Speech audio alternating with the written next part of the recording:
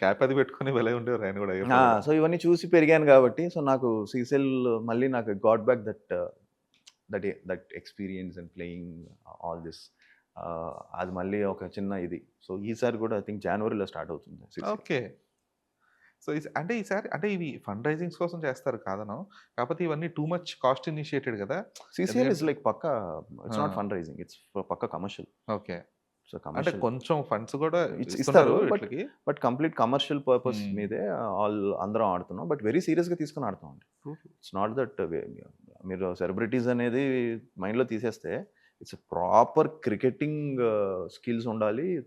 Injury అవుతుంది. హ్మ్. అంతా అవుతుంది. నాకు మొన్న బాల్ వేస్తూ లాస్ట్ ఫెబ్‌లో సీసీఎల్ ప్రాక్టీస్ అప్పుడు బాల్ తగిలింది. నాకిది ఇప్పుడు లాస్ట్ ఇది ఇది అంత చూడండి.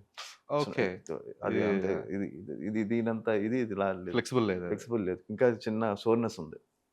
లోపల ఓహ్! చిన్న ఇది చాలా తగిలింది. సీరియస్‌గా చాలా సీరియస్ ఆడుతున్నారైతే. Cricket CCL. ఓకే. ఎందుకంటే బాలకృష్ణ గారు ఆళ్ళేమో టెన్నిస్ బాల్‌తో ఆడేవారాళ్ళు. లేదు అప్పుడు వాళ్ళు టెన్నిస్ బాల్ ఆడతారు సెట్స్‌లో అంతా. టెన్నిస్, స్టంపర్ బాల్స్ అండి అవి. బట్